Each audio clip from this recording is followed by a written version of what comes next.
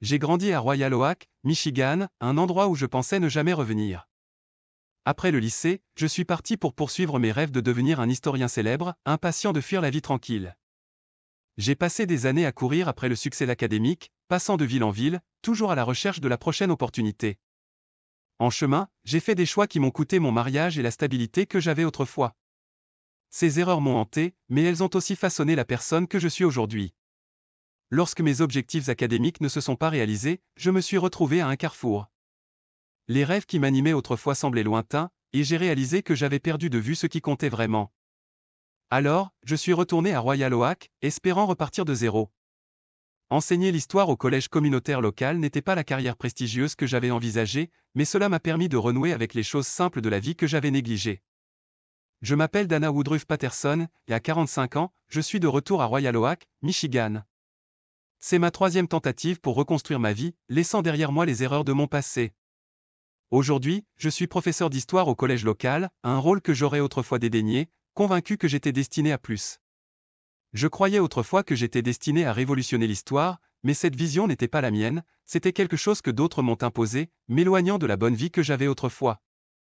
J'étais avide d'appartenir à ceux que je pensais plus intelligents que moi, pour finalement réaliser trop tard qu'ils m'avaient utilisé. Pour eux, je n'étais qu'un outil, une blague.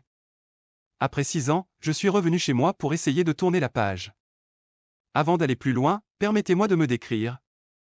Je mesure 1,50 m, avec des cheveux courts, raides et bruns, des yeux noisettes et une silhouette voluptueuse. Mes meilleures caractéristiques sont mes jambes, épaisses, tonifiées et musclées, elles ont été ce qui a d'abord attiré mon ex-mari vers moi, mais malheureusement, elles ont aussi attiré mes professeurs, ce qui m'a conduit à quitter un mariage heureux. En parlant de mon ex, il est beaucoup dans mes pensées ces derniers temps. Le quitter a été la plus grande erreur de ma vie, bien que je n'ai pas eu beaucoup de choix. Vous avez probablement déjà entendu cette histoire, une femme mariée et heureuse retourne à l'école, se laisse séduire par l'excitation d'un nouveau monde et finit par avoir une liaison avec quelqu'un en position de pouvoir. Dans mon cas, c'était le directeur du département d'histoire qui a promis de m'aider à réussir académiquement. Naturellement, cette promesse incluait aussi son lit. Ça a commencé comme un frisson, mais ensuite, il m'a dit que je devais élargir mes horizons intellectuels. Mon mari a découvert et je me souviens encore du jour où lui et son détective privé nous ont confrontés. Mon professeur a dit quelque chose de stupide et mon mari l'a attrapé par la gorge. Après cela, mon mari m'a mis dehors. Il ne m'a jamais reparlé et m'a tout donné lors du divorce. Aucun de nos anciens amis ne m'a transmis de message et l'université a renvoyé mon professeur. Je n'avais pas d'autre choix que de continuer en Californie.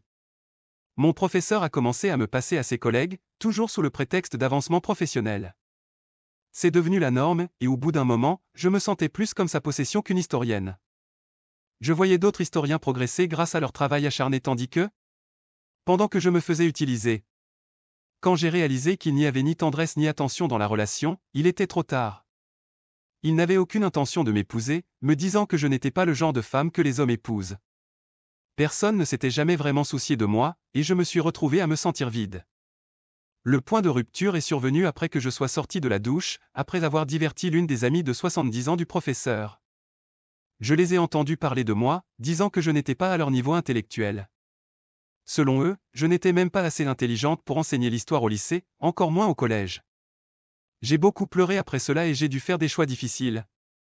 Je ne pouvais poursuivre personne en justice parce que tout ce que j'avais fait était volontaire. Le professeur n'était pas marié, mais il avait une relation à long terme avec une professeure de physique anglaise qui ne se souciait pas de ses aventures tant qu'il revenait quand elle l'appelait. En fin de compte, j'ai été licencié pour avoir soulevé le sujet, bien qu'ils aient accepté de ne pas ternir mon dossier afin que je puisse trouver du travail ailleurs.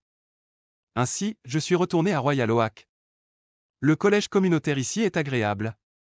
Ce n'est pas prestigieux, mais il remplit sa fonction.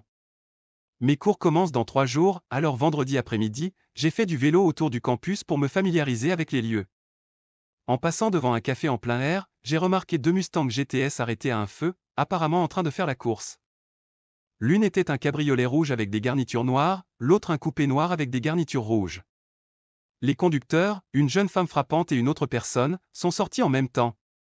Je m'attendais à une confrontation, mais à la place, ils se sont rencontrés entre les voitures et l'homme l'a embrassé passionnément, comme s'ils ne se reverraient jamais. J'ai souri en me souvenant de ce que cela faisait et depuis combien de temps personne ne m'avait embrassé de cette façon. La femme était superbe, environ 1,55 m, mince mais bien faite, avec de longs cheveux roux et de grands yeux innocents. Bien que je ne sois ni bisexuelle ni lesbienne, je le considérerais avec elle. Elle avait un éclat que seules les femmes amoureuses possèdent, une beauté qui transcende l'apparence physique. Elle a pris la veste et la casquette de l'homme, les a mises à l'envers et est entrée dans le café, lançant ses clés au voiturier au milieu des klaxons des autres conducteurs alors que le feu passait au vert. L'homme est remonté dans sa voiture et est parti. C'est alors que j'ai réalisé qu'il avait au moins 2 fois son âge, mon âge. Je suis restée là, stupéfaite, en le reconnaissant, mon ex-mari et âme sœur. Je l'avais retrouvé.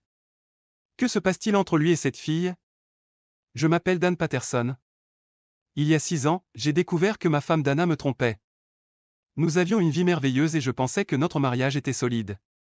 Sa trahison m'a dévasté, j'avais l'impression de vouloir mourir, mais la vie a continué. Après un certain temps, je suis retourné au travail. J'ai reçu quelques milliers de dollars dans un règlement de son ancienne école, mais j'ai continué à travailler pour m'aider à avancer. Pendant quelques années, je me suis concentré uniquement sur le travail, évitant de sortir ou de fréquenter quelqu'un parce que je pensais qu'il y avait quelque chose qui n'allait pas chez moi.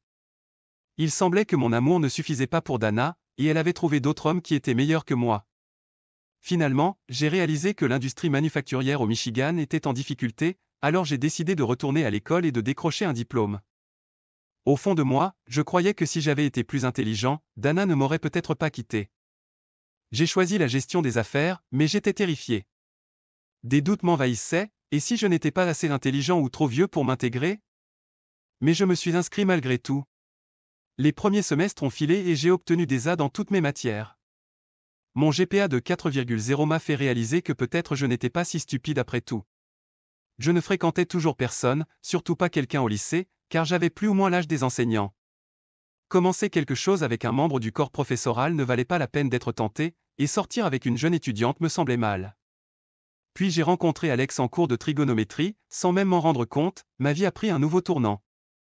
Nous avons rejoint un groupe d'études avec d'autres étudiants, mais nous avons vite remarqué que personne d'autre que nous ne faisait vraiment d'efforts pour étudier. Alors, nous sommes devenus un groupe d'études de 2, passer du temps ensemble rapproche les gens ou met en lumière leurs différences. Pour nous, nous sommes devenus rapidement amis. J'adorais notre temps passé ensemble et j'avais hâte de la revoir. Au début, c'était un peu gênant, des gars s'approchaient d'elle à notre table comme si je n'existais pas. Après tout, je n'étais que le vieux gars. Parfois, elle se servait de moi comme bouclier pour repousser les plus insistants.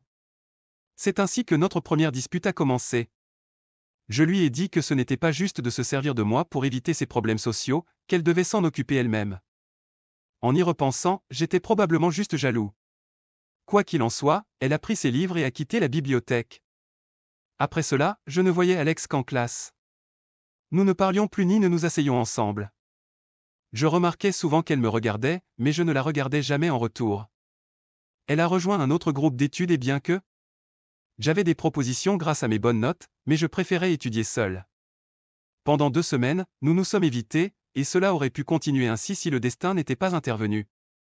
Un soir, j'ai vu un gars de son nouveau groupe d'études essayer de forcer Alex à monter dans sa voiture. Elle résistait, et avant que je m'en rende compte, j'étais intervenu, le saisissant par le col. Surpris, il l'a lâché et s'est retourné pour me faire face. C'est juste un malentendu, a-t-il dit. Je l'ai relâché, mais quand je l'ai entendu murmurer « putain de allumeuse », quelque chose a éclaté dans mon esprit, et je l'ai frappé. Ensuite, j'ai aidé Alex à se relever et je l'ai prise dans mes bras. Je l'ai raccompagnée jusqu'à sa voiture et je suis resté jusqu'à ce qu'elle parte. J'ai presque sauté le cours après ça, mais je suis quand même allé, arrivant en retard et m'asseyant au fond, au lieu de mon endroit habituel. Quand j'ai jeté un coup d'œil au tableau, j'ai vu Alex regarder autour d'elle, alors je me suis caché derrière la fille devant moi. Nous avions un travail de groupe en classe et j'ai travaillé avec les étudiants près de moi. C'était un travail de base, cercle trigonométrique, conversion d'angle en radian, et périodicité. Ça ne semblait pas lié aux affaires, mais c'était du travail de routine. Nous étions presque terminés lorsque le professeur nous a donné une pause. Mes camarades de groupe ont quitté la salle, mais je suis resté à ma place, lisant sur mon iPhone. J'étais à mi-chemin de ma lecture quand j'ai entendu des pas. Je savais que c'était l'Alex, je pouvais toujours sentir sa présence, mais je ne l'ai pas reconnu et je suis sorti de la salle. Quand je suis revenu, Alex était assise à ma place.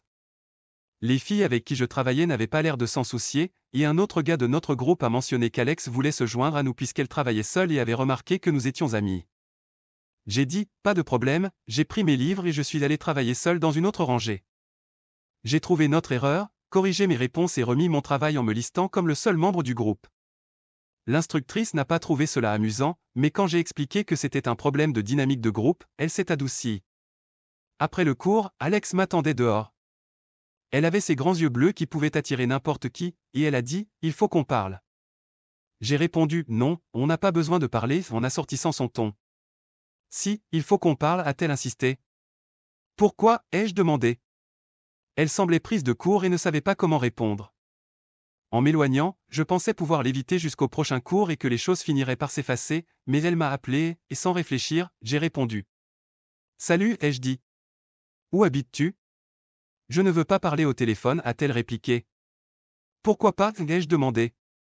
Si on ne peut pas parler au téléphone, on devrait se rencontrer sur un terrain neutre, pour que tu puisses encore m'éviter. Non, il faut qu'on règle ça, a-t-elle dit. À contre-séure, je lui ai donné mon adresse, mais j'ai suggéré de nous rencontrer dans l'espace commun. 10 minutes plus tard, elle est arrivée, et tout le monde s'est arrêté pour la regarder. Elle m'a trouvé, s'est assise en face de moi et a souri. D'accord, c'est quoi ton problème, a-t-elle demandé. Rien, ai-je répondu. Alors pourquoi tu es en colère contre moi, a-t-elle demandé, son expression mêlant frustration et inquiétude. Elle était intelligente et belle, et je ne comprenais pas pourquoi cela comptait autant pour elle alors qu'elle pouvait trouver quelqu'un d'autre avec qui étudier. C'est toi qui as quitté la bibliothèque en furie, ai-je dit. Seulement après que tu m'aies accusé de t'utiliser, a-t-elle répliqué. Tu as transformé une petite dispute en un gros problème.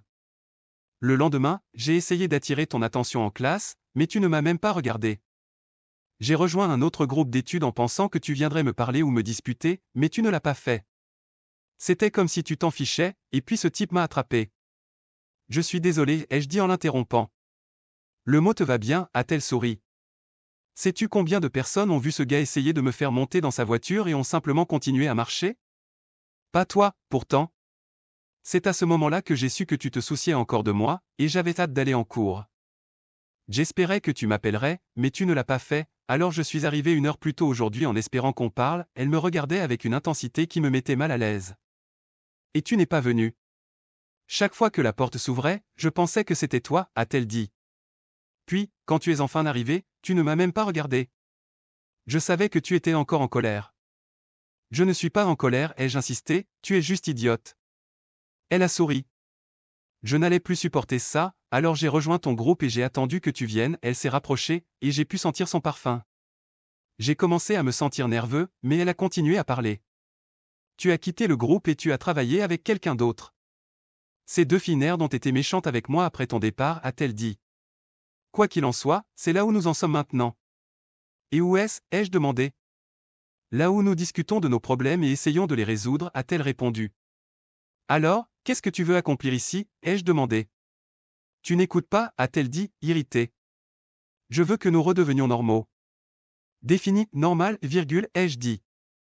Nous faisons ensemble un cours de 16 semaines, n'est-ce pas? Elle a hoché la tête. Nous sommes à mi-chemin, non? Elle a encore hoché la tête. Tu t'entends bien avec tout le monde en classe, ai-je demandé. Bien sûr que non, a-t-elle répondu. Dans 8 semaines, ce cours se termine et nous ne reverrons probablement jamais la plupart de ces gens, n'est-ce pas, ai-je demandé. Probablement, mais quel est ton point, a-t-elle demandé. Nous avons travaillé ensemble, avons eu un désaccord, et avons pris des chemins différents. Nous avons tous les deux de bonnes notes, le cours se termine, et la vie continue, ai-je dit. Ça ressemble à un film déprimant, a-t-elle dit doucement, mais je me trompe toujours de toute façon. Sais-tu comment je me suis senti après ce que tu m'as dit? Je me suis senti mal parce que c'était un peu vrai, mais le lendemain, je me suis juste senti seul. Seul, ai-je demandé. Je prends 4 cours en ce moment. Je déteste les maths, a-t-elle dit. Nous étions assis si près que nos mains se touchaient. Demande-moi quelle est ma matière préférée, a-t-elle dit. Ton cours de composition, ai-je répondu. Comment tu savais ça, a-t-elle demandé. Tu me l'as dit la première semaine, ai-je répondu. Et tu t'en souviens, a-t-elle souri. Mais les choses ont changé depuis, a-t-elle ajouté. Question 2, de quelle couleur sont mes yeux, a-t-elle demandé en les fermant. Trop facile, ils sont bleus et deviennent plus foncés quand tu es contrarié, ai-je dit. Tu vois, tu es mon seul ami ici, a-t-elle dit. Il y a plein de gens qui veulent être ton ami, ai-je dit. La plupart d'entre eux ne veulent qu'une seule chose, a-t-elle répliqué. Quel âge penses-tu que j'ai? Tu as 23 ans, ai-je dit. Sais-tu pourquoi il m'a fallu si longtemps pour commencer l'école? Je me suis marié 1 an après le lycée. Je prévoyais de travailler avant d'aller à l'université, j'ai rencontré un gars, et une fois que nous nous sommes fiancés, les gars qui me suivaient partout se sont éloignés, a-t-elle dit. Je me demandais pourquoi elle me racontait cela, mais je restais parce que j'aimais être avec elle. Je ne suis pas stupide, je sais à quoi je ressemble, mais je ne suis pas ce genre de fille. Je voulais réussir grâce à mon intelligence, mais personne ne me donne une chance. J'ai attendu après le mariage pour poursuivre mes objectifs, mais Steve était tellement persuasif, a-t-elle dit, sa voix se durcissant. 2 nuits avant le bal de la moisson, j'ai cédé. Le soir du bal, tout le monde le savait. Sais-tu quelle était son excuse, a-t-elle demandé. J'ai secoué la tête. Il a dit que j'étais si belle qu'il devait dire aux gens pour changer l'opinion de la ville sur le fait que j'étais gay. Je ne pouvais pas croire que quelqu'un utiliserait une excuse aussi pitoyable. Je lui ai pardonné et nous nous sommes mariés, mais il m'a trompé pendant notre lune de miel avec une femme de chambre. Je voulais juste être une épouse et une mère, peut-être avoir un travail que j'aimais, mais il couchait avec mes amis, même pendant que nous sortions ensemble. Il me trompait et ne voyait aucune raison d'arrêter. Il a dit à son ami que j'étais l'un trophée, agréable à regarder mais inutile au lit. Mes prétendus amis étaient divisés en 2 groupes, celles jalouses de mon apparence qui sortaient en secret avec mon mari, et celles qui étaient juste des filles faciles. Alors, j'ai divorcé de lui et obtenu une compensation. Qu'est-ce que 50% de rien, a-t-elle demandé. En l'écoutant, j'ai réalisé que sa vie était bien différente de ce que j'avais imaginé. Je suis venu ici pour recommencer à zéro et construire ma carrière, mais les gars sont tous les mêmes. Personne ne me crédite d'avoir une intelligence, ils veulent juste quelque chose de physique, comme avec Steve. Une fois qu'ils obtiennent ce qu'ils veulent, ils passent à autre chose. Les gentils sont trop intimidés pour me demander de sortir, et quand ils le font, ils finissent par se comporter de la même manière une fois à l'aise. Et puis il y a toi. Toi, tu écoutes vraiment, tu te souviens de ce que je dis, et tu me regardes dans les yeux. Je t'ai surpris à me regarder juste le visage plusieurs fois. J'aime passer du temps avec toi. Je comptais prendre d'autres cours avec toi après celui-ci, et oui, peut-être que je t'ai un peu utilisé, laissant les gens penser que tu étais mon petit ami, mais seulement parce que tu avais l'air d'accord. Je pensais que tu m'aimais bien aussi, mais ensuite tu m'as rejeté comme si je n'avais aucune importance. Ça m'a vraiment fait mal, elle mordilla sa lèvre, et mon cœur s'est adouci. Je voulais voir si tu serais jaloux quand je travaillais avec ces gars, mais je me suis juste attiré des ennuis et tu as quand même dû me sauver. Alex, je ne suis pas doué avec les gens, ai-je dit. J'ai presque 2 fois ton âge. Il y a 6 ans, j'ai traversé quelque chose de similaire après un long mariage. Ma femme m'a trompé et m'a quitté. Au moins, tu es passé à autre chose. Moi, je n'ai pas fréquenté ou socialisé depuis, je ne suis pas sûr d'être une bonne compagnie, encore moins un bon ami. Quoi qu'il en soit, Alex et moi nous sommes réconciliés, avons réussi l'examen de trigonométrie, et avons commencé à suivre plus de cours ensemble. Comme nous étions tous les deux dans des programmes de commerce, nous partagions de nombreuses exigences. Au cours des mois suivants, nous avons toujours étudié ensemble, même lorsque ce n'était pas nécessaire. Elle a suggéré de visiter différents endroits pour observer le fonctionnement des entreprises, qu'elles soient prospères ou non. Nous sommes allés dans des restaurants, des musées, et avons fait du shopping ensemble. Finalement, elle m'a demandé d'aller dans une boîte de nuit dont elle avait entendu parler dans un autre cours. Alex, ai-je dit, tu ne devrais pas demander à quelqu'un d'autre d'y aller? Pourquoi ferais-je cela, a-t-elle répliqué, les yeux plissés, et j'ai su qu'il fallait marcher sur des œufs. Eh bien, aller dans une boîte de nuit, ce n'est pas vraiment de la recherche, ai-je dit prudemment. Ça ressemble plus à du social? Tu veux dire que ça ressemble à un rendez-vous, a-t-elle dit en se penchant en arrière, une main sur la hanche. Exactement, ai-je répondu, et j'ai déjà expliqué que je n'étais pas prêt pour la socialisation. Dan, a-t-elle dit en me lançant un regard patient, nous faisons du shopping, visitons des musées, et sortons manger ensemble tout le temps. T'ai-je jamais mentionné faire ces choses avec quelqu'un d'autre? J'ai réfléchi un moment. Eh bien, je suppose que j'ai supposé que tu le faisais. Dan, ça fait des mois qu'on sort ensemble. Tout le monde le sait sauf toi, a-t-elle dit. Alors pourquoi ne pas aller danser? Après le choc d'avoir vu mon ex-mari avec cette fille, je suis resté dehors pendant quelques minutes, essayant de comprendre. Je suppose qu'une partie de moi pensait que si Dan était encore dans les parages et ne s'était pas remarié, peut-être que nous avions encore une chance. Je savais que si je n'avais pas fait d'erreur, nous serions encore ensemble, mais le voir avec elle m'a rendu mal à l'aise. Sans réfléchir, je l'ai suivie dans le café. C'était bondé, bruyant, et elle semblait populaire. Tout le monde la connaissait alors qu'elle se dirigeait vers une table au fond. Les gens s'arrêtaient pour lui parler. Elle a commandé une boisson et, bien que plusieurs gars lui aient demandé de danser, elle a refusé. Elle a discuté avec ses amis et a pris occasionnellement des notes dans un carnet. Je devais admettre qu'elle était jolie et populaire, mais je ne comprenais pas pourquoi elle était avec mon Dan. Peut-être était-elle une escorte, ce qui expliquerait beaucoup de choses. Peut-être que Dan, encore brisé après ce que je lui avais fait, ne pouvait plus former de relations normales et s'était retrouvé avec quelqu'un comme elle. Alors qu'elle était au centre de l'attention, j'étais invisible. Je ne pouvais même pas attirer l'attention d'un serveur. L'intelligence n'avait clairement pas de valeur ici. Un gars à côté de moi a remarqué que je la fixais et a dit « C'est Alex. Elle est canonne, mais ne te fais pas d'illusions, je ne pense pas qu'elle s'intéresse aux hommes. » Elle est certainement populaire, ai-je répondu. Pas de la façon dont tu penses, a-t-il dit. La plupart des gens autour d'elle travaillent pour elle. Je me suis tourné vers lui, réalisant qu'il pourrait avoir plus d'informations. Trouvons une table et parlons, ai-je suggéré, en proposant de payer pour sa nourriture et ses boissons. Ça a fonctionné et bientôt, nous étions assis près d'elle. Je n'avais pas prévu cela en quittant la maison, mais soudainement, ma vie s'est concentrée sur un seul objectif, récupérer Dan. Si je devais me battre contre cette fille pour lui, qu'il en soit ainsi. Dans mon esprit, je devais être plus compatible avec Dan qu'elle ne l'était. Avec mon expérience de vie et ma croissance récente, je sentais que j'avais l'avantage. Si je pouvais faire oublier le passé à Dan, nous pourrions recommencer à zéro, et je passerais le reste de ma vie à me racheter auprès de lui. S'il était encore en colère après toutes ces années, cela signifiait qu'il avait encore des sentiments pour moi. Mon nouvel ami, Marc, m'a donné plus d'informations.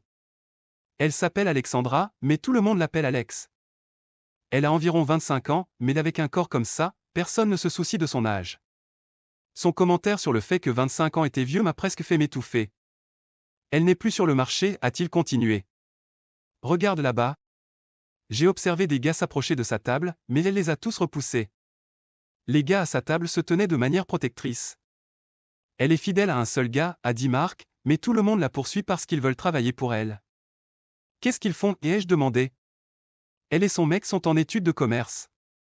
Ils ont lancé une entreprise dans le cadre d'un projet de classe, et ça a décollé. C'est une idée brillante, vraiment simple, mais personne n'y avait pensé avant. Avant, j'étais surprise que Dan n'ait pas été un génie des affaires quand nous étions mariés. Il dirige un service d'intérim super efficace, a expliqué Marc. Ils gagnent déjà beaucoup d'argent, et quand ils seront diplômés, ils se lanceront à plein temps. Tu devrais voir leur voiture, des Mustangs assortis, soupira-t-il. J'adorerais être ce gars-là. Il est vieux mais intelligent et gentil, et elle l'aime à la folie. Ils sont toujours ensemble, se tenant la main, portant les affaires de l'autre. C'était séhurant, mais je donnerais n'importe quoi pour qu'elle me regarde comme ça. Ces mots m'ont frappé de plein fouet, comme s'ils savaient exactement ce que je redoutais le plus. Je devais réévaluer ma situation. Elle était plus jolie que moi, manifestement mieux bâtie, et ses compétences en affaires étaient bien plus pratiques que mes connaissances académiques en histoire. La réalisation la plus difficile fut que j'avais sous-estimé Dan pendant des années, pensant qu'il était en dessous de moi, alors que cette fille avait vu son véritable potentiel et l'avait aidé à le réaliser. Alors que j'observais, Dan s'approcha d'elle par derrière et l'embrassa doucement, dans une position inhabituelle, à l'envers. Elle répondit tendrement, caressant son visage, puis se blottit contre lui, rayonnante de bonheur. Je ne pouvais pas supporter de la voir avec lui. Marc, que j'avais ignoré depuis l'apparition de Dan, reprit la parole.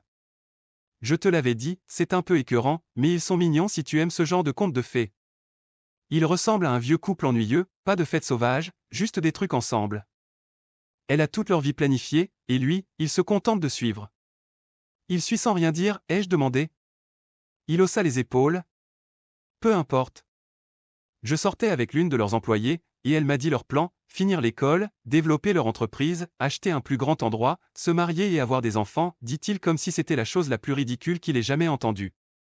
Quel gâchis d'éducation, ricana-t-il. Mais je suppose qu'ils savent ce qu'ils veulent. Moi, je vais voyager à travers le monde, gagner des tonnes d'argent et ne m'arrêter pour rien. Au fond de moi, je pensais qu'après un certain temps, ce style de vie sauvage devient lassant.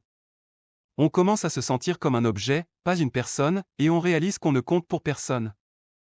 J'étais venu ici en pensant qu'elle était une courtisane, et maintenant je réalise que c'est moi qui ai agi comme une traînée. Et pire encore, mon ex-mari est amoureux à nouveau, peut-être même plus profondément qu'il ne l'était avec moi. J'ai jeté quelques billets sur la table et je suis parti avant que la nourriture de Marc n'arrive. Dan était complètement concentré sur elle et ne m'a même pas remarqué. Alex et moi avons officiellement commencé à sortir ensemble, et c'était à la fois étrange et merveilleux. Nous avions beaucoup en commun, mais nous avons aussi été confrontés à quelques différences. Nous en rions généralement et trouvions des compromis. L'écart d'âge n'était pas un problème. Car elle était de nature traditionnelle, et nous avions tous les deux des problèmes de confiance à cause de notre passé. Nous étions comme deux oiseaux blessés qui ne pouvaient pas voler seuls mais qui s'envolaient ensemble. Notre entreprise, Dan Alex ONC, a commencé comme un projet d'apprentissage. Nous avons créé une fausse agence d'intérim dans le cadre d'un devoir de classe, avec Alex gérant le côté administratif et moi supervisant les opérations. Nous n'étions pas encore physiquement engagés, mais nous nous câlinions et nous embrassions beaucoup. Notre agence utilisait des étudiants universitaires pour pourvoir les postes vacants, ce qui la rendait unique. Nous avons créé tout le matériel nécessaire, des tableaux, des flyers, des plans d'affaires, même du papier à en-tête et des cartes de visite. Lorsque nous avons présenté notre idée, le professeur nous a rappelé qu'un projet de groupe nécessitait plus de participants. Il a suggéré quelques étudiants, et nous avons choisi Darla Martin pour nous rejoindre. Elle n'était pas partenaire, mais elle est devenue un membre essentiel de l'équipe. Darla avait un talent pour le marketing, un domaine qu'Alex et moi n'avions pas encore exploré. Elle a pris en charge cet aspect pendant que nous continuions à peaufiner l'entreprise. Un jour, après avoir reçu nos notes, nous avons reçu un appel d'une personne qui avait trouvé l'une de nos cartes de visite et voulait nous embaucher. Nous en avons ri avec Darla, mais Alex est devenue sérieuse et a demandé « Dan, qu'est-ce qu'on va faire ensuite ?»« Tout ce que tu veux, Alex, ai-je répondu. « Non, sérieusement, a-t-elle dit. Elle a dit qu'elle ne voulait pas que nous nous éloignions en travaillant pour des entreprises différentes et en perdant contact. Je l'ai assuré que je ne la tromperai jamais, et nous avons décidé de transformer notre projet en une véritable entreprise. Notre plan était de fournir des travailleurs temporaires pour diverses entreprises, des étudiants universitaires ayant des compétences pertinentes pour occuper des postes allant de secrétaire à technicien de laboratoire. C'était gagnant-gagnant, les entreprises obtenaient des travailleurs qualifiés, les étudiants gagnaient de l'argent, et nous faisions un profit avec des coûts de démarrage minimes. Alex s'occupait des finances, je me concentrais sur les relations avec les clients, et Darla lançait une campagne marketing. Nous avons même développé un système où les professeurs recommandaient les meilleurs étudiants, recevant un petit pourcentage en retour. Cela encourageait les étudiants à travailler plus dur, sachant qu'ils pouvaient obtenir un emploi grâce à notre entreprise. Le meilleur dans tout ça, c'est qu'Alex et moi passions encore plus de temps ensemble. Nous dirigions l'entreprise depuis mon appartement, passant souvent des journées entières à travailler et à planifier. Finalement, Alex a commencé à apporter ses vêtements pour se changer sur place, surtout pendant nos sessions d'études tardives. Une nuit, alors que je pratiquais une présentation PowerPoint, j'ai remarqué qu'Alex s'endormait. « Allez, petite dormeuse, je vais te ramener chez toi, ai-je dit. « Je vais juste dormir ici, a-t-elle répondu. J'étais stupéfait le lendemain matin quand Darla est arrivée, fidèle à elle-même, pleine d'énergie. « Où est Alex ?» a-t-elle demandé. « Elle dort encore, ai-je répondu. »« Pourquoi tu ne vas pas la chercher ?»« Vous vous êtes disputé ?» a-t-elle demandé.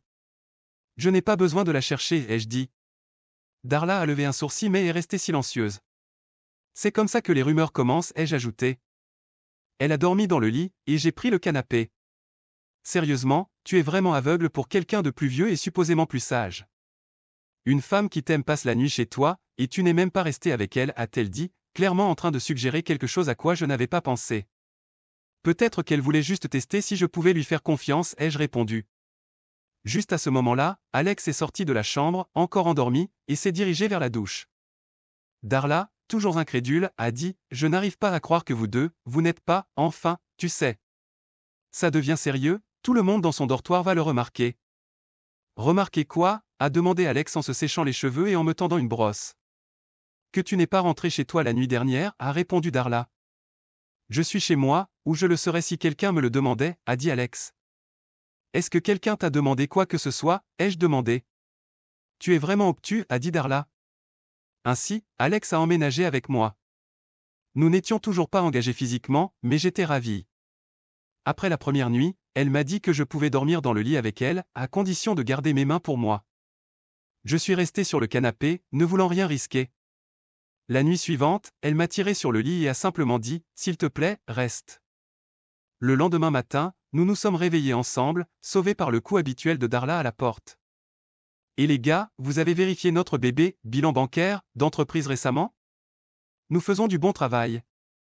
Avec l'argent, je vais m'acheter une voiture, donc plus besoin de trajet avec vous deux, a-t-elle dit. Et c'est ainsi que Danex ENC a commencé et comment Alex et moi nous sommes rapprochés encore plus. Pendant environ 3 semaines, je me suis habitué à ma nouvelle routine, donner des cours, corriger des copies, assister à des réunions, et essayer de renouer avec d'anciens amis. Malheureusement, la plupart d'entre eux ne voulaient toujours rien avoir à faire avec moi. Le temps n'avait pas guéri ces blessures. Pour éviter de croiser quelqu'un de ma nouvelle vie, j'ai commencé à fréquenter un clubhouse à une 50aine de mètres de chez moi. Peu d'hommes m'approchaient au début, mais plus tard dans la soirée, un gars bedonnant l'a fait. Nous nous sommes retrouvés sur la banquette arrière de sa voiture, un rappel de la déchéance de mes relations depuis la fin de mon mariage. Mon cœur me faisait mal, et bien que je ne voyais jamais Dan ou sa nouvelle petite amie sur le campus, j'entendais constamment parler d'eux. Un jour, une nouvelle amie, Melva Bryant, m'a suggéré de sortir plus souvent et m'a invité à une soirée entre filles. Nous avons convenu de nous retrouver dans un bar, le même que celui que j'avais visité la semaine précédente. Quand je suis arrivé au bureau du personnel, j'ai entendu la voix de Melva et me suis assise pour attendre. Elle m'a appelé et m'a présenté à quelqu'un, mais le temps s'est ralenti quand j'ai vu de qui il s'agissait. Elle était là, bronzée, avec de longues jambes, des cheveux ondulés, et un décolleté généreux. Dan m'a reconnu instantanément, reculant de dégoût. Avant que je ne puisse dire quoi que ce soit, sa petite amie s'est interposée entre nous de manière protectrice. Melva a rapidement essayé de désamorcer la tension, réalisant trop tard son erreur. Dan a marmonné quelque chose et est parti sans me regarder dans les yeux, comme si j'étais un chien enragé. Alex, sa petite amie, m'a fixé, me jaugeant. Je suis désolé, je ne savais pas, a dit Melva en réalisant la situation. Son ex-femme, ai-je clarifié, confirmant la supposition de Melva. Melva était surprise et a dit qu'elle ne s'y attendait pas, notant la tension palpable entre nous. Elle a ajouté, tu ne sembles pas être son type. Parce que je ne suis pas une pom-pom girl de 20 ans. Ai-je répliqué sèchement. Ne la sous-estime pas, elle est intelligente, a averti Melva. Et si elle te considère comme une menace, ça pourrait devenir moche. J'étais encore sous le choc. Je hochais la tête tandis que Melva insistait pour obtenir plus de détails. Je lui racontais brièvement mon mariage avec Dan, comment il m'avait soutenu et comment je l'avais finalement trahi. Quand il l'a découvert, cela lui a brisé le cœur et il est simplement parti. Nous n'avons jamais reparlé jusqu'à aujourd'hui. Melva a exprimé de l'empathie, notant que les académiciens échouent souvent à répondre aux attentes. Je lui expliquai comment ma relation avec mon professeur s'était effondrée et comment j'avais fini par enseigner dans un collège communautaire. Maintenant, Dan était de retour dans ma vie, mais il refusait même de me regarder. Tu veux le récupérer, n'est-ce pas, m'a demandé Melva. À chaque respiration, ai-je admis. Melva m'a conseillé de passer à autre chose, mais elle a aussi mentionné que j'avais quelques options. Premièrement, je pourrais engager un avocat pour modifier notre accord de divorce, forçant ainsi Dan à communiquer. Deuxièmement, puisque je n'avais jamais signé les papiers du divorce, nous étions peut-être encore légalement mariés, et Dan vivant avec Alex pourrait être considéré comme de l'infidélité. Mes yeux se sont écarquillés à ces possibilités. Si nous étions encore mariés, je pourrais le forcer à suivre une thérapie et perturber temporairement sa relation avec Alex. Et si quelque chose arrivait à elle, vers qui d'autre Dan se tournerait-il sinon vers moi? L'aider à traverser son deuil pourrait effacer mes erreurs passées. J'ai réalisé que j'avais besoin d'un avocat, d'un plan, et de quelques produits de maquillage. J'ai dit à Alex, nous avons besoin de vacances. Elle a levé 2 doigts en demandant, où allons-nous et pour combien de temps? N'importe où, ai-je répondu. Que dirais-tu de Paris? Les femmes veulent toujours voir Paris. Pas moi, a-t-elle dit. C'est juste une autre ville. Et pourquoi maintenant? Elle m'a regardé avec suspicion. C'est à cause de cette femme maléfique, n'est-ce pas? J'aurais dû la virer à l'époque. J'ai trouvé cela amusant. Alex utilisait rarement des grossièretés, et l'imaginer essayer de se battre avec Dana était drôle, surtout compte tenu de la petite taille d'Alex. Pourtant, sa protection m'a fait l'aimer encore plus. Nous ne quittons pas la ville à cause d'elle, a déclaré Alex. Nous avons une entreprise à gérer. De plus, je suis déjà en vacances. Chaque jour avec toi est des vacances, Dan. Ce n'est pas le rêve que j'avais étant petite fille, mais en ce moment, je ne peux rien imaginer de mieux que nous deux. Cette femme t'a fait du mal une fois, mais je ne la laisserai pas recommencer. Elle enseigne l'histoire, et nous n'avons pas besoin de nous en occuper. Qu'elle aille en enfer, a-t-elle dit fermement. Autre chose, madame, ai-je demandé avec un sourire. Oui, nous avons besoin d'une réunion de conseil d'administration tout de suite, a-t-elle souri, d'un air espiègle. Je vais appeler Darla, ai-je dit. Pas ce genre de réunion, a-t-elle ri. Le genre que nous avons dans la chambre quand je m'ennuie.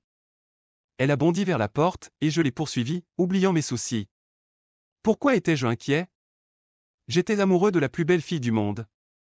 Pourquoi me soucier que mon ex-femme amère travaille à notre école? Parce que la vie trouve toujours un moyen de te jouer des tours, voilà pourquoi. Au cours des jours suivants, j'ai travaillé dur sur mon plan, en me concentrant sur 3 domaines principaux. Tout d'abord, j'avais besoin d'un bon avocat pour explorer les aspects légaux, surtout la possibilité que Dan et moi soyons encore mariés. Je n'avais pas signé les papiers du divorce, mais il y avait une clause stipulant qu'il serait finalisé après une certaine période, quoi qu'il en soit. Cependant, Dan avait tout simplement disparu après avoir déposé la demande. S'il n'avait pas signé les papiers, l'affaire pourrait être annulée. Ma priorité n'était pas son argent, je voulais récupérer Dan, et naturellement, son argent suivrait. La deuxième partie de mon plan consistait à m'améliorer. J'ai rejoint une salle de sport, engagé un entraîneur personnel, et commencé un régime strict et une routine d'exercice. Rivaliser avec Alex m'obligeait à être en meilleure forme, bien que je sache que je ne pourrais jamais égaler sa beauté. Et oui, j'ai un peu flirté avec l'entraîneur, mais alors quoi? La dernière partie de mon plan impliquait de trouver des personnes qui détestaient Alex autant que moi. Idéalement, elle l'attraperait en train de sortir d'un restaurant ou d'une boîte de nuit et la bousculerait pendant que Dan attendait. Je voulais que l'incident soit filmé pour pouvoir le montrer à Dan, lui faisant croire qu'elle l'avait fait volontairement. De cette manière, elle serait exactement comme moi, une tricheuse, et il la quitterait. Je pourrais alors intervenir et ramasser les morceaux de son cœur brisé. Quelques semaines plus tard, j'étais prête. Mon avocat a confirmé que notre divorce n'avait jamais été finalisé, ce qui signifiait que nous étions toujours légalement séparés. Il n'y avait eu aucun contact ni division des biens, mais c'était suffisant pour mes besoins. Mon avocat m'a conseillé que poursuivre son argent ne mènerait nulle part, mais tout ce que je voulais, c'était une rencontre avec Dan. Au départ, cette rencontre était plus que ce que j'avais espéré, mais maintenant, si tout se passait comme prévu, je pouvais tout avoir. Le jour du rendez-vous, je m'étais habillé avec soin dans une nouvelle robe à imprimer florale et avais fait coiffer mes cheveux. Je me suis assise dans le bureau de mon avocat, Mike Miller, en attendant. Les choses ne se sont pas déroulées comme je l'avais prévu. Dan ne faisait plus jamais ce que j'anticipais. J'avais espéré qu'il viendrait seul ou, au pire, avec Alex. Mais à la place, il est arrivé avec le plus grand cabinet d'avocats en divorce de l'État, 4 avocats, 2 secrétaires, un paralégal et un sténographe.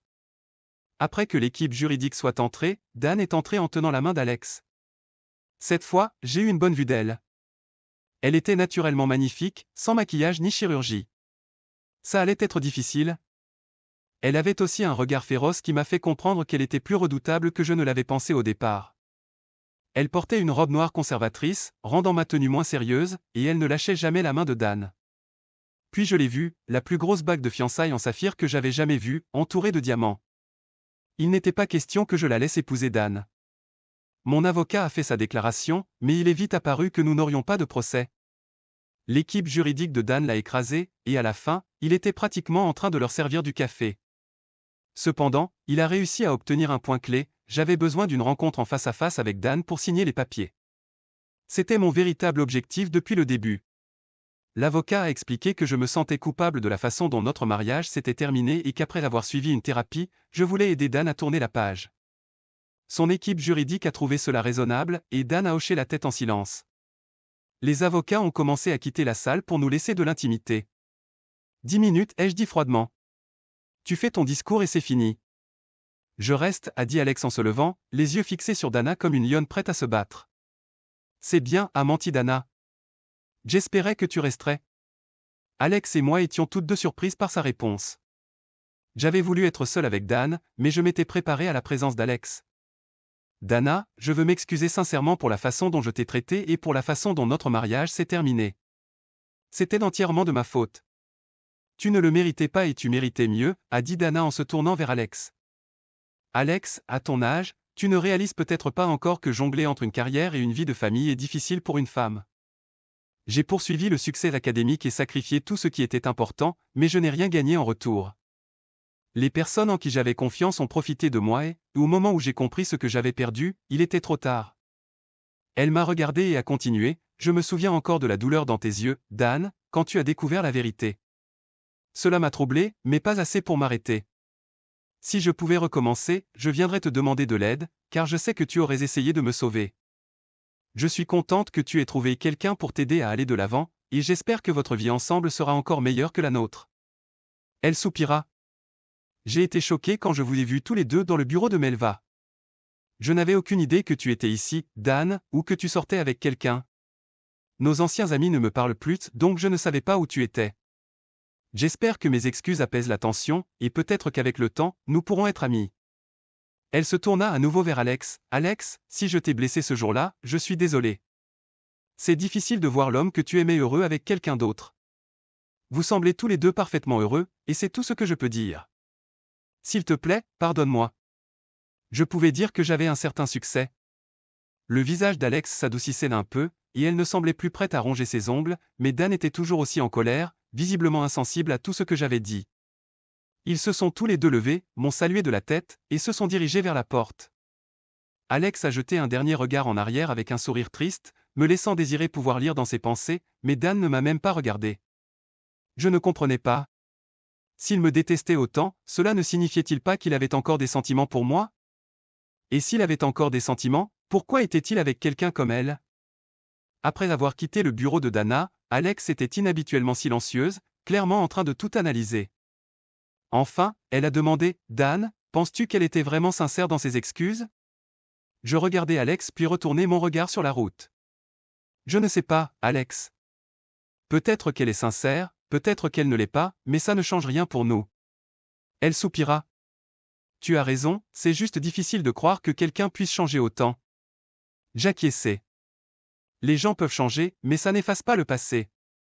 Elle resta silencieuse un moment, plongée dans ses pensées, puis demanda, est-ce que tu as encore des sentiments pour elle? La question me frappa de plein fouet. Je me garai sur le côté et me tournai vers elle. Alex, je n'ai plus de sentiments pour elle. Ce que je ressens maintenant, c'est de la colère, de la déception, peut-être un peu de pitié, mais de l'amour? Non, ça n'existe plus. Elle étudia mon visage, puis dit doucement, d'accord, je te crois. Je pris sa main. Alex, c'est toi que j'aime, c'est avec toi que je veux être. Dana fait partie de mon passé, mais toi, tu es mon avenir. Elle sourit en me serrant la main. Merci, Dan. J'avais besoin d'entendre ça. Nous restâmes là un moment, main dans la main, puis elle dit, rentrons à la maison. Les jours qui suivirent notre rencontre furent un véritable tourment pour moi. Je ne pouvais pas arrêter de penser à Dan et Alex, repassant chaque mot et chaque geste dans mon esprit. Avais-je trop dit? Pas assez. Y avait-il encore une chance qu'il ait des sentiments pour moi ou tout était-il vraiment terminé? Je devins obsédé par chacun de leurs mouvements, essayant de trouver un moyen de creuser un fossé entre eux. Mon plan pour faire passer Alex pour une tricheuse était déjà en marche, mais l'attente était insupportable. Chaque jour, je devenais de plus en plus désespéré et frénétique. Un soir, Melva m'appela. Dana, ce n'est pas sain. Peut-être devrais-tu penser à passer à autre chose. Je ris amèrement. Passer à autre chose? Comment pourrais-je, alors que Dan est là, avec cette fille, vivant la vie que j'aurais dû avoir? Dana, je comprends, mais cette obsession ne le ramènera pas. Elle ne fera que te détruire. Je soupirai en me frottant les tempes. Peut-être que tu as raison, Melva, mais je ne peux pas encore lâcher prise. Promets-moi simplement que tu ne feras rien de fou, dit-elle. J'hésitai, puis répondis, je promets. Mais au fond de moi, je savais que je n'en avais pas fini. Pas encore. Je ne pouvais pas me défaire de l'idée que Dana n'était pas terminée. Son comportement lors de notre rencontre me faisait penser qu'elle préparait quelque chose. Je ne voulais pas inquiéter Alex, alors je gardais mes inquiétudes pour moi, mais je décidai de prendre des précautions.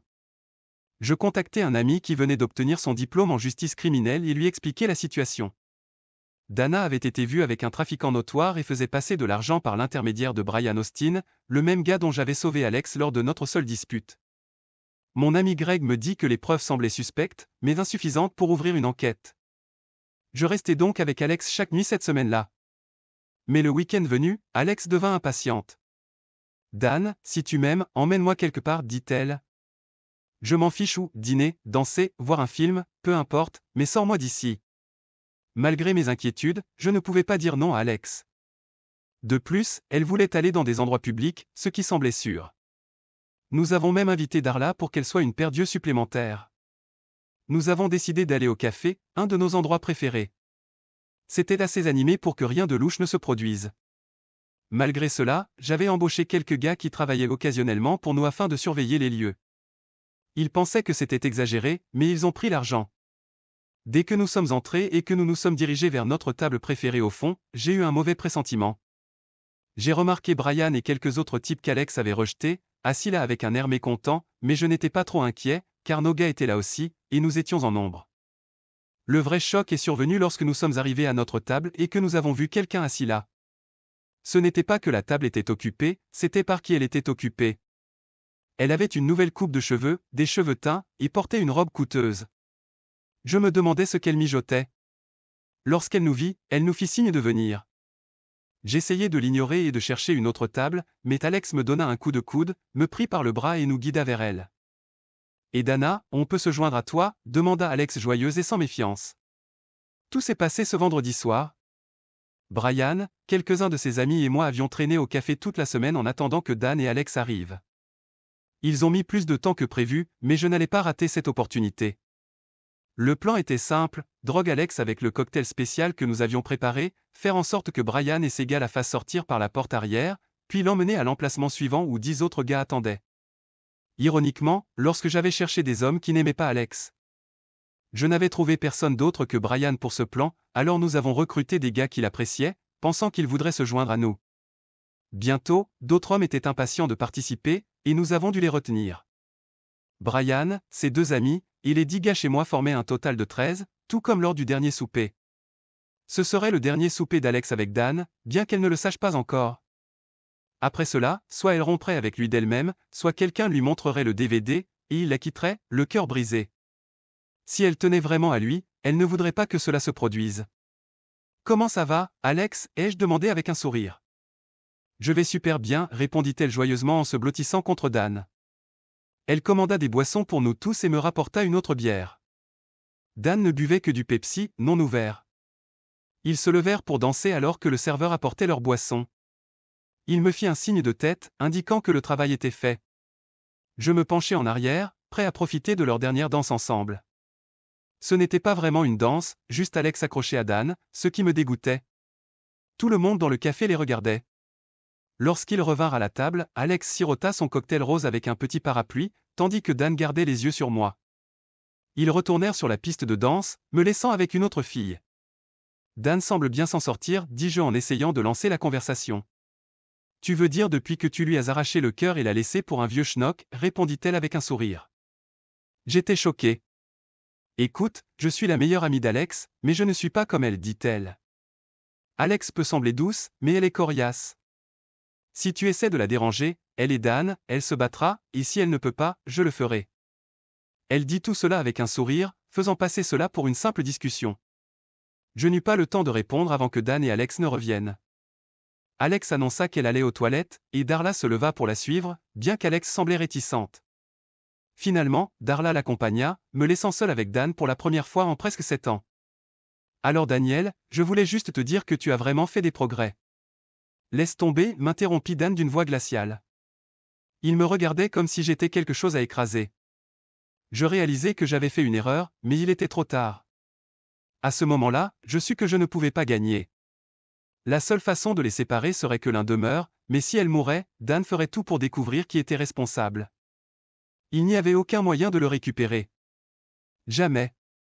En regardant vers les toilettes, je vis que j'étais trop tard. De son angle, Dan ne pouvait pas voir Alex commencer à tituber alors que Brian l'attrapait. Darla essaya de crier, mais Brian la frappa, la mettant à terre. Il souleva Alex et se dirigea vers la porte arrière. Soudain, plusieurs gars se mirent à courir après eux, criant à quelqu'un de prévenir Dan. Je saisis la main de Dan et le suppliai. « Attends, Dan, elle n'est pas faite pour toi, elle est trop jeune, pas assez intelligente. » Dan regarda ma main, un avertissement silencieux. La seconde d'après, je tombai en arrière, m'écrasant sur la table, et tout devint noir. En sortant du club ce vendredi soir-là, j'étais plus terrifié que jamais. Je sautai dans la voiture alors que certains de mes gars pointaient des feux arrière disparaissant dans la nuit. Je me fichais du type de voiture, je ne pouvais pas laisser filer ceux qui avaient fait ça. Je quittai le parking en trombe, l'accélérateur à fond, le superchargeur rugissant alors que je me rapprochais, dépassant même une autre voiture pleine de mes gars. J'étais sur le point d'utiliser le neutro quand je vis la voiture ralentir et entrer dans une allée. Ne voulant pas les alerter, je me garai à la maison suivante et courus à l'intérieur, prêt à tout. J'entendis une porte claquer, mais Alex était introuvable, juste une bande de gars jouant aux cartes, ne faisant pas attention à moi. Je titubai vers la porte, et un gars attrapa mon bras. Et, connard, j'ai gagné la blague, alors je suis le prochain après Brian, prends un ticket, ricanatait-il. Je saisis une bouteille de vin sur la table et la brisai sur sa tête. Il s'effondra à mes pieds. Le silence tomba sur la pièce pendant un moment avant que quelqu'un ne marmonne, oh merde, c'est lui. J'attrapai un autre gars par le cou et le balançai sur la table de cartes. La pièce se vida alors que tout le monde se précipitait vers la sortie. J'ouvris la porte juste à temps pour voir Alex, à peine consciente, se battre contre Brian. Elle s'effondra sur une chaise, et malgré ma colère, c'était presque drôle. Brian se retourna, mais trop tard, mon coup de poing le frappa de plein fouet, suivi d'un coup de pied sur le côté. Puis je sentis des mains me saisir par derrière. « Arrête, tu vas l'éliminer, » dit un officier. « C'était le plan, » répondis-je froidement. Le flic regarda son partenaire et dit, « Nous n'avons rien entendu. » Je me rendis vers Alex, enlevai ma chemise et la couvris. Les secouristes arrivèrent et vérifièrent ses signes vitaux. « Elle a consommé quelque chose, » dit l'un d'eux. « Nous devons l'emmener à l'hôpital, » dit l'officier. « Et nous allons l'emmener pour un interrogatoire. » Greg arriva et parla aux officiers, qui acquiescèrent et nous laissèrent seuls un moment. Il me tendit une fiole de liquide clair. « Qu'est-ce que c'est ?» demandai-je. « Tu veux aller en prison ?» répondit-il. J'ai avalé le liquide, même si ça avait un goût de produit de nettoyage. Les officiers sont revenus, m'ont menotté et ont commencé à me mettre dans la voiture de patrouille. « Attendez, » a dit Greg, demandant aux secouristes de prélever un échantillon de mon sang. Ils l'ont fait, et tandis que la voiture de patrouille s'éloignait, mon bras me faisait mal, mais mes pensées étaient tournées vers Alex. À l'hôpital, elle a été gardée toute la nuit en observation.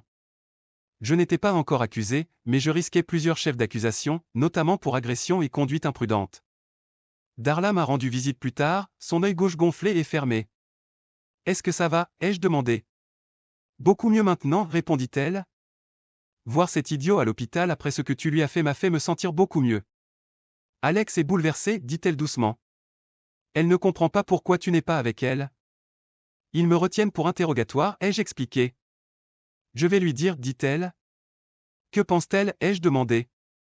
Elle pense que tu la vois comme un cas désespéré, Darla rit. Plus tard, un homme solide aux cheveux gris et vêtu d'un costume usé est entré dans la pièce, tenant un dossier. Vous ne ressemblez pas au type habituel, dit-il en vérifiant mon bras. Quel type, ai-je demandé. Je suis le chef des détectives sur votre affaire. Racontez-moi votre version de l'histoire, dit-il. Je sais déjà ce que suggèrent les preuves, mais je veux l'entendre de vous. Je dois voir Alex, ai-je répondu. Il jeta un coup d'œil au dossier et dit, « Ah, la présumée victime. » Que voulez-vous dire par présumée, ai-je demandé, irrité. Calmez-vous, je cherche juste à découvrir la vérité, dit-il. Les preuves pourraient suggérer que votre petite amie est partie avec un autre homme pour vous rendre jaloux.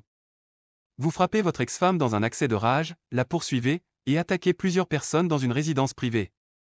C'est ridicule, ai-je dit. Alors dites-moi ce qui s'est vraiment passé, insista-t-il. J'ai expliqué que rien n'était consensuel et qu'Alex ne ferait jamais quelque chose comme ça.